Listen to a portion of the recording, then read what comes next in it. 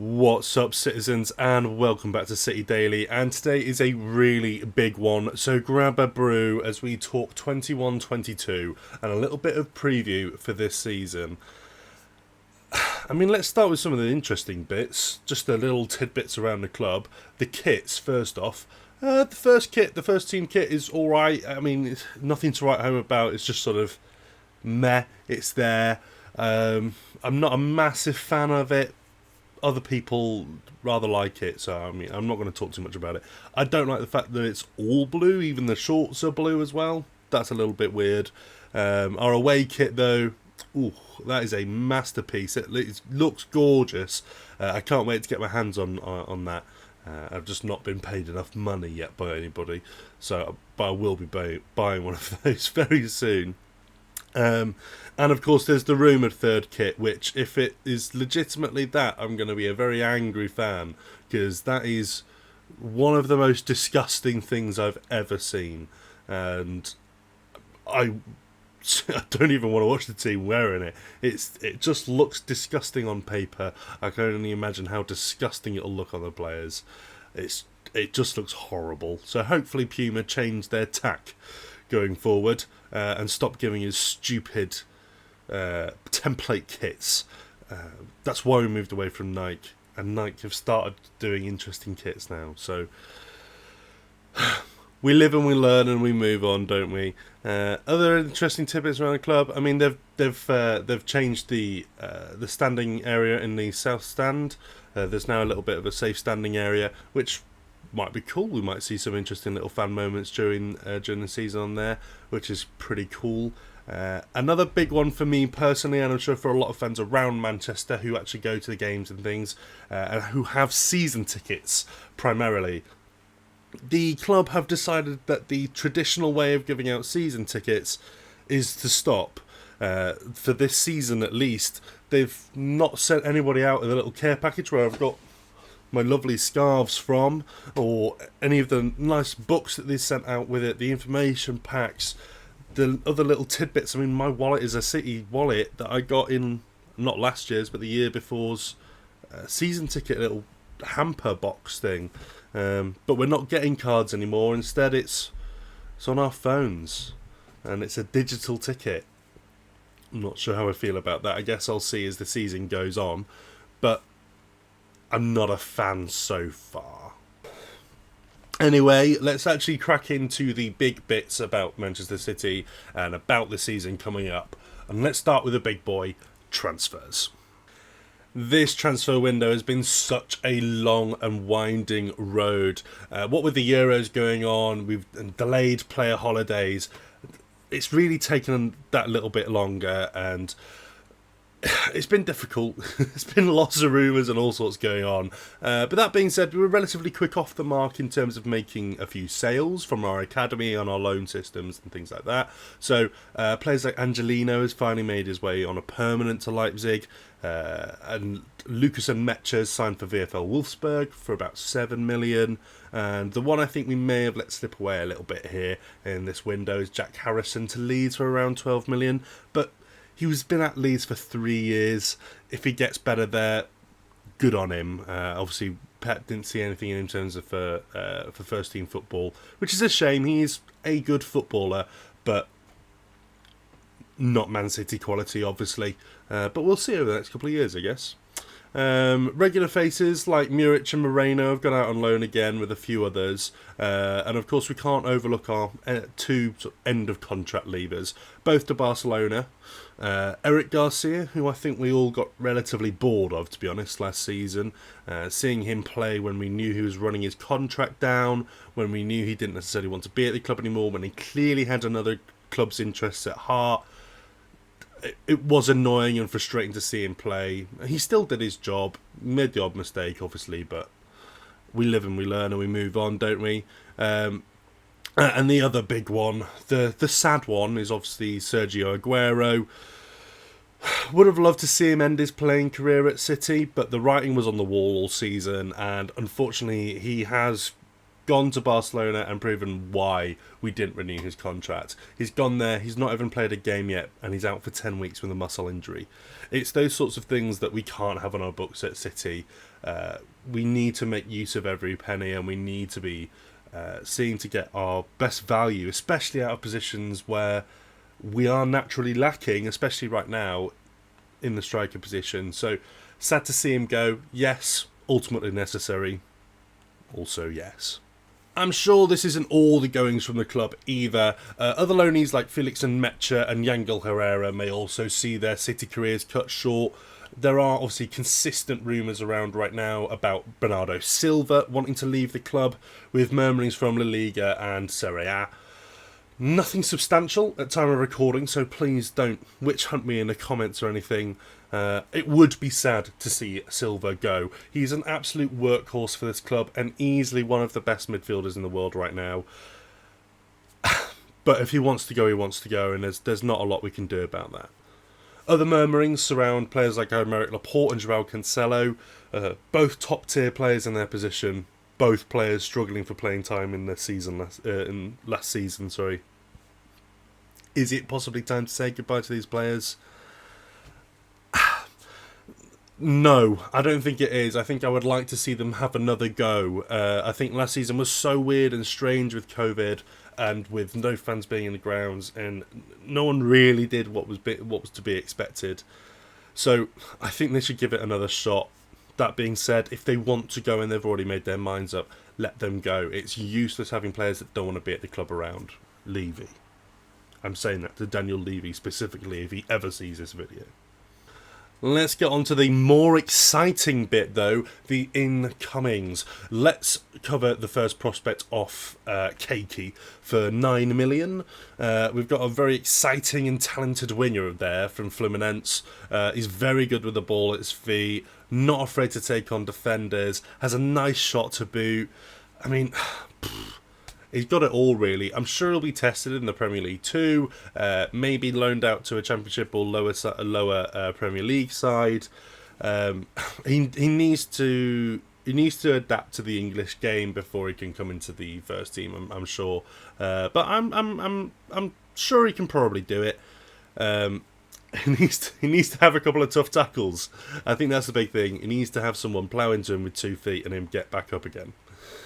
Next is truly the best signing this summer.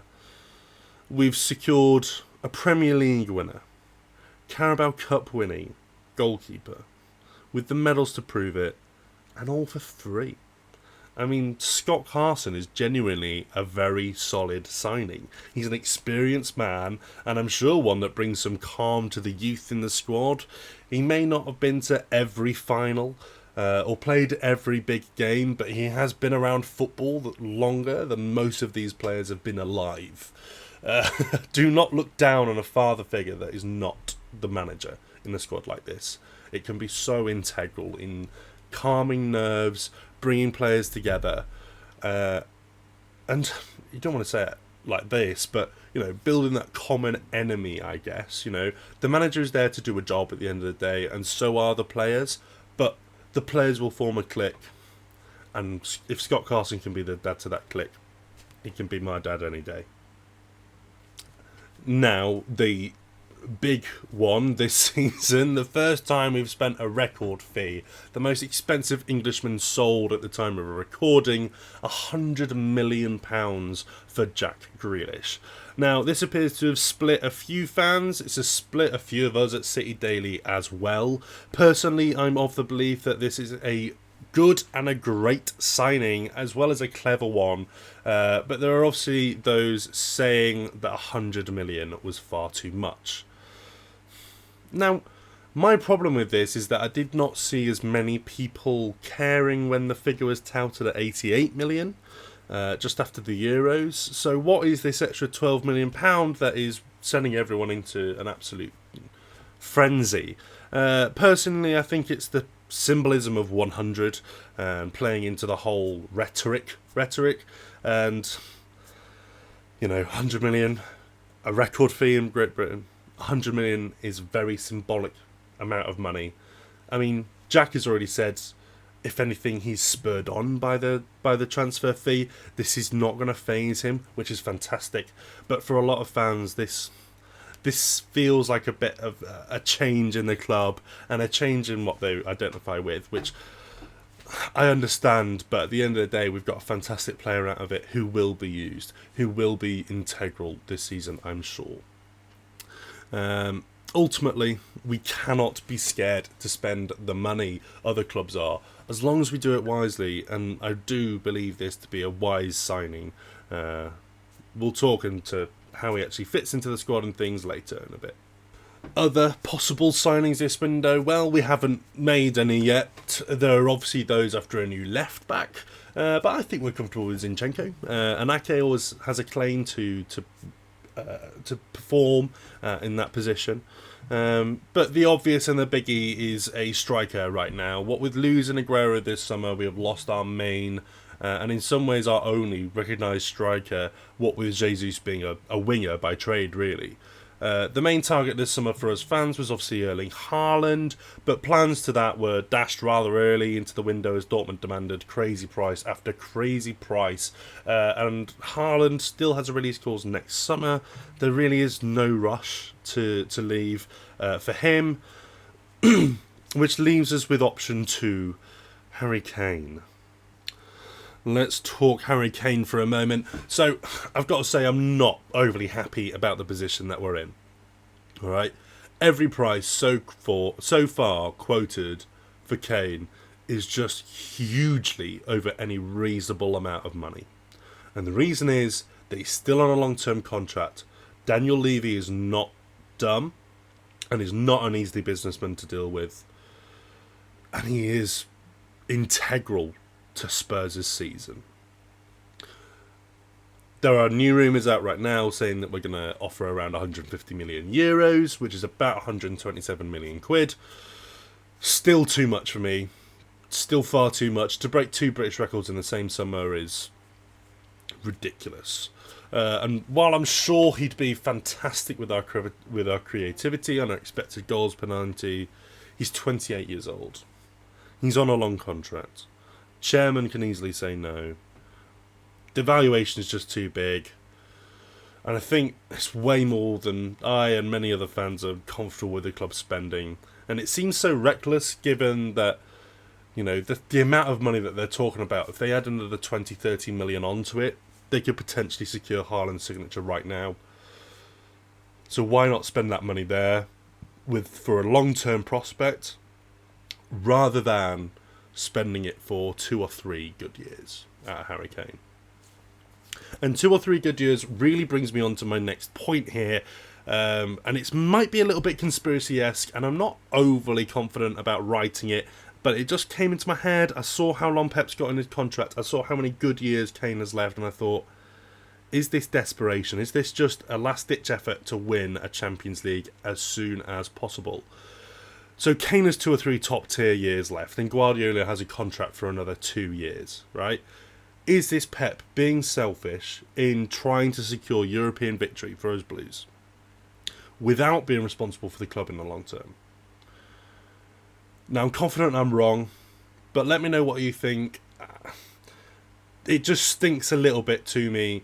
Why are we buying Harry Kane for so much money when we could shove a little bit more on top and get Haaland?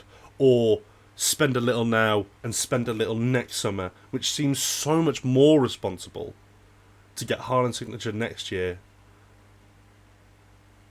I mean, it just seems a bit of a no-brainer to me. Anyway, that's the transfers done. That's the biggest bit, I promise. That's the biggest one chunk of me just talking flat, I'm sorry. So let's look into how the squad shapes up, shall we? And let's look at the first and obvious position, really, the goalkeepers. So we have 3 goalkeepers still. Ederson will obviously remain first choice this season, with Zach Steffen pushing him as the backup, and our new permanent signing, Scott Carson, as the reserve. I mean, there's a good amount of pedigree in there. I like Zach Steffen. He's obviously been getting better and learning under Ederson, and also pushing him, I think, in certain aspects. So I like Zach Steffen. Ederson, he's Ederson. I love him. He's our man. He's Brazilian. He only cost 30 million. We think he's brilliant. It's Ederson. And so We'll see how that goes. In defence, we have our trusty father Ruben. I think we'll see Stones return alongside him with Ake and Laporte as backup. But be ready to see Laporte hastily take either's place should they start to lose form. The danger really in this position is if Laporte leaves, we'll be short in depth for it, and possibly even require a new signing to bring backup, which... if he does leave, we've not got a huge amount of time left in the window to be doing that scouting and to have those contract talks and have those signing talks and the negotiations. So we'll see. Right back, again, I feel is relatively self-explanatory. Kyle Walker will resume his tenure here. Solid in defence and attack, strong movement of the pitch, both off and on the ball. The man has got it all. His drive this season will continue to be João Cancelo. Someone who offers more an attack on his day, but does lack the pace that makes Walker such a potent defender. So, yeah, I think we'll be seeing Walker take up that position. Now, across the park, over to the left back, and I think we'll see Zinchenko starting for us here. He's definitely improved offensively, increasing his use of his body to try and shepherd players wide into the byline. I think he does a great job, and he limits those passing lanes into the box more and more as you see him play. Again, he is good moving forward, confident with the ball, and able to make really good passes through to the midfield, and sometimes down the lines and into the final third and things. Challenges here will also include João Cancelo, which appears to be his main selling point right now. He's very flexible, he can play on either way. Performed admirably at left back last season, obviously in short spells. Alongside Cancelo, challenging Zinchenko is our very expensive social media manager, Benjamin Mendy. Just never got back to his feet after his injury, did he? If Mendy does play, it'll be in minor ties and cup ties from now on, I reckon. I just think, £50 million, but apparently 50 million just buys you a bit of a social media manager these days, because Mendy did not live up to the expectations at all, did he? Middle of the park now is where things start to get a little bit more interesting. Obviously, we're going to continue with our midfield three. So let's look at the linchpin of any Guardiola team, the CDM. Fernandinho is with us for another year, and again, I think we'll see him being rotated rather frequently with Rodri. I almost actually feel a little bit bad for Rodri here. Just wish he was defensively a little bit more solid and consistent. I think it's the consistency right now that is getting in Rodri's way in terms of taking up Fernandinho's mantle. Because on his day, he is brilliant and can be anywhere. But he can have games where he just looks sluggish and incapable. And we can't have that in City. We need to be consistent and we need to constantly be on the ball. And sometimes Rodri gets in the way of that. So see him rotating with Fernandinho all season. Don't put him in your FPLs. He will not bag you points every week because he won't be in the team every week. For our other two midfielders, well, this is really where the fun starts. Our obvious choices of KDB and Gundogan will obviously be very high up on the list. KDB, unfortunately, is injured for the first few weeks of the season, so we'll likely see Grealish in his stead, taking the left side with Gundogan on the right, or Bernardo on the right as well, which either or is an option, really. It depends how attacking we want to say, I guess. It also provides if Silva stays. Now, Thoden can also fill in here, and that will almost certainly happen at some point during this season. However, he is also injured for the first few weeks of the season, sadly. I don't know what it is with our players wanting to be injured when we return, but they just love doing it now, apparently. It's become a bit of a trend. And now, up front. Our front three is where our fun centres. We'll start from right to left in order of excitement. Right-hand side, it's going to be Mahrez.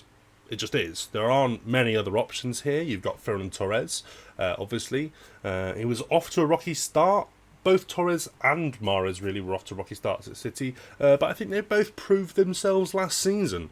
Mahrez has made absolutely no noise about leaving. In fact, any noise that has come out from his camp has been, I'm quite happy at City, I'd like to stay here if possible.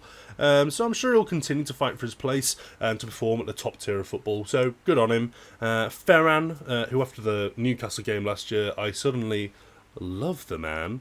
Don't get me wrong, I thought he was fantastic before. Having seen all of his highlight reels and watching a little bit of him, I thought he was very talented. But that Newcastle game just cemented him for me as actually quite a good footballer and surprisingly, a bit of a good striker. But we'll come on to that. He's not short of talent, and I'm sure with more time and more evidence, he will prove himself not short of grit either. So it will be primarily Mahrez, but Ferran Torres, I'm sure, will get his chances, maybe in some of the more minor ties and some of the cup ties as well. Centrally now, our only choice remains Jesus until we make a new signing. Jesus was iffy to say the least last season. As I said before, he was brought up and signed as a winger. It just so happens that the number 9 role is where he was given his chances.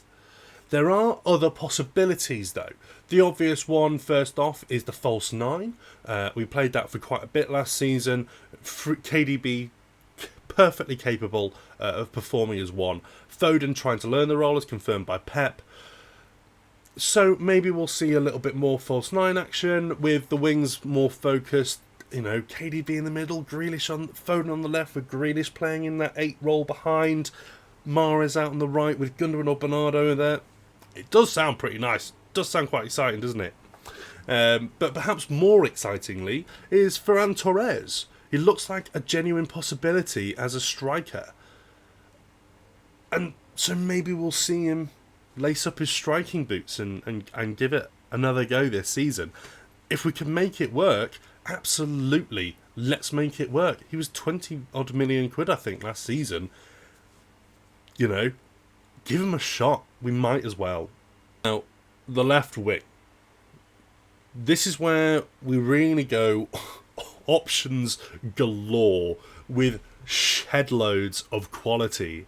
Raheem Sterling had a pretty good international break, seemingly shaking off some of the rust from last season, and I think he will continue to be one of the first picks going into the start of the season. However, when KDB and Foden return to fitness is where things will start to get a little bit tasty. I can see KDB and Grealish playing together in the midfield. However, more likely I think would be Grealish false 9 with KDB and Gundo behind, or swap Grealish and KDB, so, you know, KDB false 9, Grealish slightly behind. The exciting possibility here for me as a fan of football, as well as that of City, is that Grealish and Foden both love the left wing, and both are very capable of marauding down it with the ball at their feet and fighting their ways into the box, while both are also incredibly capable of sitting in the 8 role, dictating play, moving the ball around fast, moving into the box, trying to have a shot outside. I mean, just think of the possibilities. With Foden and Grealish rotating down this left-hand side, what does the defence do? Who the hell do they mark? Who do they push onto?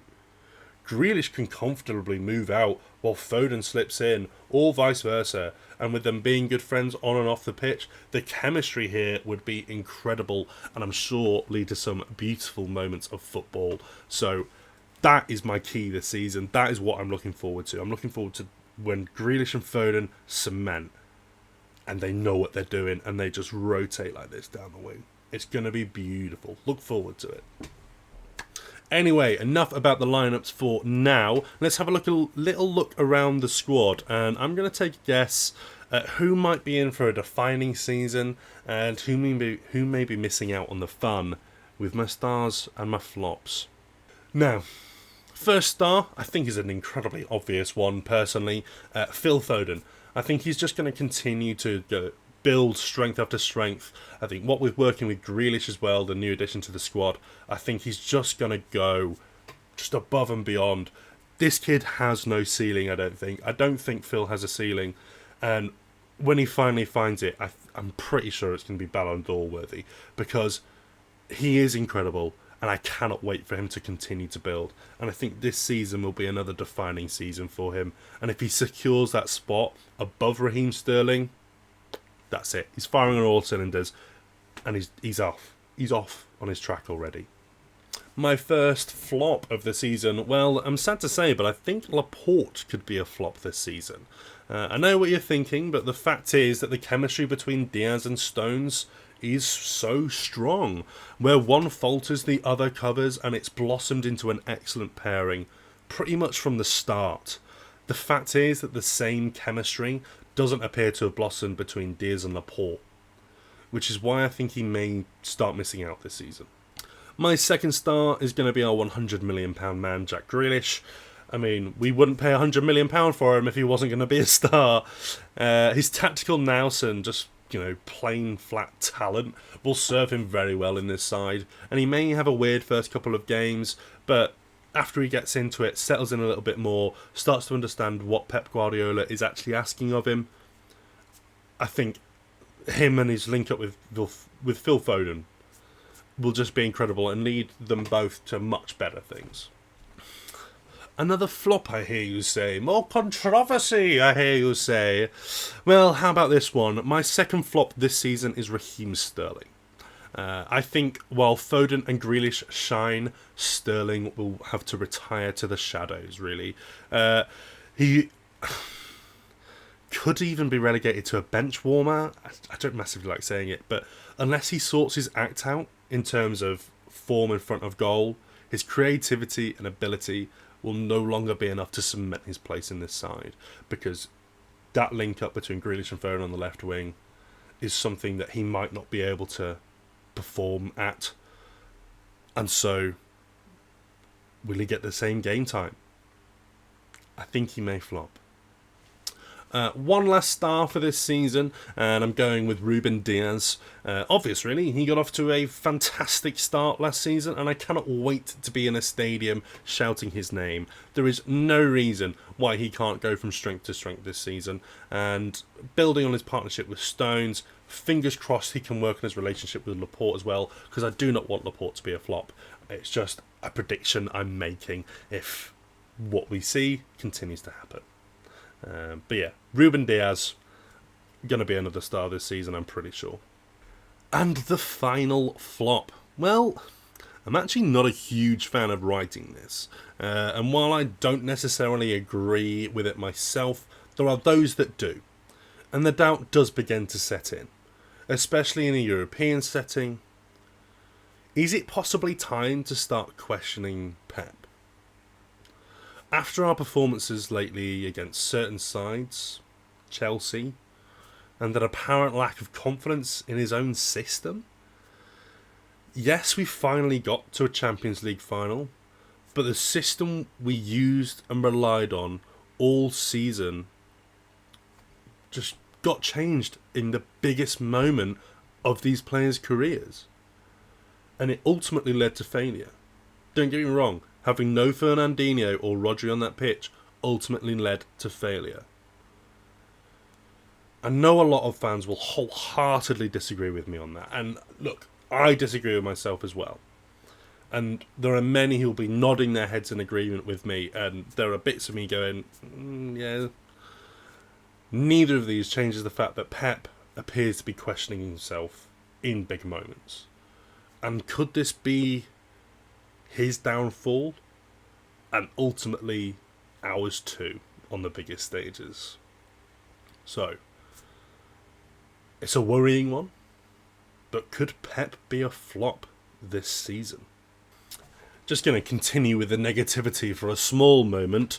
We're going to talk rivals for us this season, and the old ones will continue to rear their ugly heads. United stronger after this summer. We may see another 2 difficult derbies, and maybe even a loss in one as we figure out how they now play.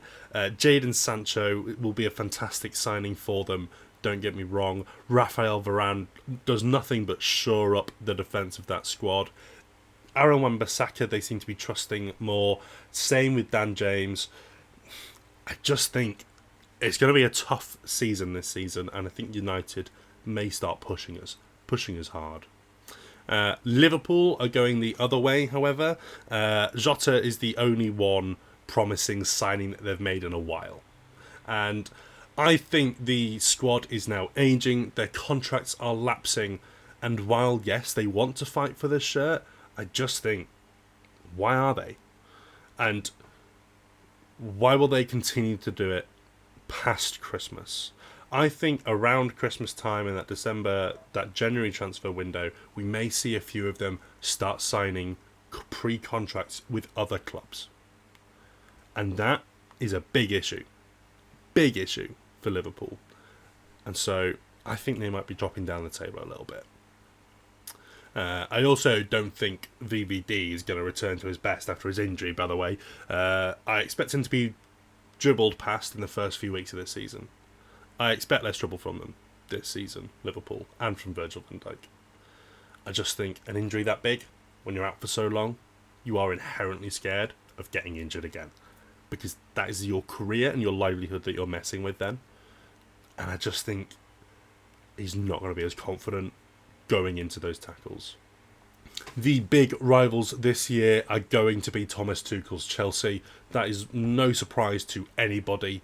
They have continued to add to the squad, with Lukaku being the latest signing to an already very strong squad. Don't get me wrong, Werner was a good player. He's just a man. He's just an absolute numbers man, right? He had so many shots. Of course, a few of them were going in, but he scored goals still. Don't get me wrong. Added with Lukaku, someone to settle Werner down.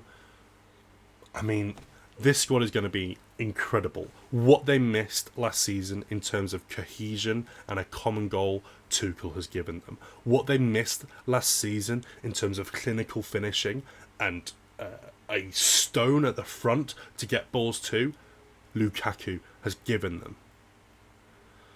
Having already won the Super Cup, expect a long unbeaten run from this side. Expect it. They're going to be very difficult to beat this season.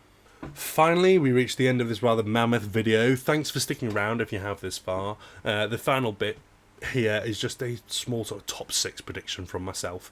We're just going to be talking about some of the clubs up here and why I think they're up here. I'm not going to be covering relegated teams. I don't massively like talking about who will get relegated. Just as long as it's not Brentford, really, because I really like them, and I like the fact that they beat Arsenal 2-0 on the opening day. I think that was absolutely hilarious. But anyway, sorry. Top 6. My top 6 are Spurs. If they keep hold of Kane. Right? This spot is nearly assured. Without Kane, I'd expect a Wolves or a Villa in 6th place. Right?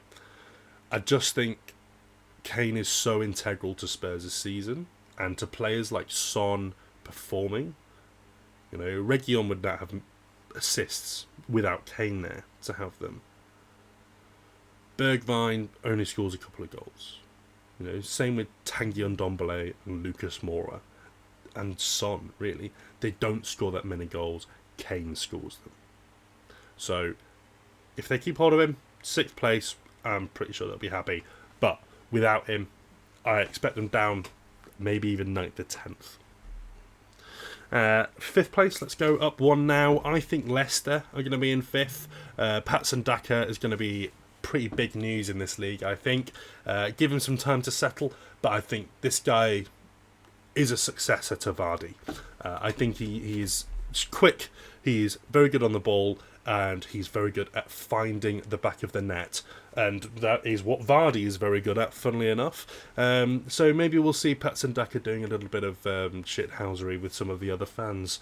That might be fun. Really take up the Vardy effect. Number 4, I'm gone for Liverpool. I just think this is their last drive for top-tier football before a rebuild. I think a rebuild is coming for them, and I think it is relatively needed. Van Dijk's ageing out. Milner and Henderson obviously are ageing out. So's Oxlade-Chamberlain, Origi, Salah, Mane, Firmino. I mean, look, all these players, yes, they are good, but they're ageing out or their contracts are running out. I think this is their last chance to really push for something great. 3rd, I've gone for United. They've, strong signings with pedigree of just, rough and tumbling their way into the top of the table, especially the last few years since Fergie's gone. They have been good at just getting themselves there through weird means. So yeah, I think we'll see them in third this season. They're going to be a tough team to beat. Some teams will get the better of them. There will be moments when Ole Gunnar Solskjaer shows that he is literally not a manager. He is, at the end of the day, a bit of a coach, and he's just sort of there to be a bit of a man manager and bring players together, which, don't get me wrong, works in its own right, but without his own defined system and his own confidence and things when it comes to challenging teams like Chelsea and like City, I think we'll see his downfall there. Second place, and this is where you're all going to hate me, I've got Manchester City. Without a striker, games are going to become really difficult and very tense. There's going to be a lot of close games this season because we can't score. A lot of our goals last season, well, Gundogan was our top goal scorer last season. They came from the midfield. And without an out-and-out striker, we're going to struggle. So that's why I've got us in second, with Chelsea in first. I think, especially with the signing of Lukaku, they've just become too strong. And this will likely come down to the individual battles, and Chelsea have a record of winning against us. I don't think there'll be a massive gap between us and Chelsea, but I think Chelsea win this season, given the squad that they've managed to build. And the manager, who is great as well. That was a long one. Right. That was my hefty season preview for you guys. Thank you so much for watching all the way through if you have got to here. If you have, make sure to drop it a like. If you have got all the way through here and you don't mind some of these longer ones, but you might want to watch a couple of shorter ones as well, well, check it out. Check the channel out down below. Drop us a subscribe if you like the content. And we'll be seeing you very soon. I think we've got some pretty interesting chats coming up with some pretty interesting people. And I'm sure I'm going to talk to Stephen and Chris again soon regarding Deadline Day, which is coming up much faster than I remember it being any other time. Come on, City. Sign a striker, please. Right. Anyway, that's it. We're done. Thank you so much for watching. And of course, up the Blues.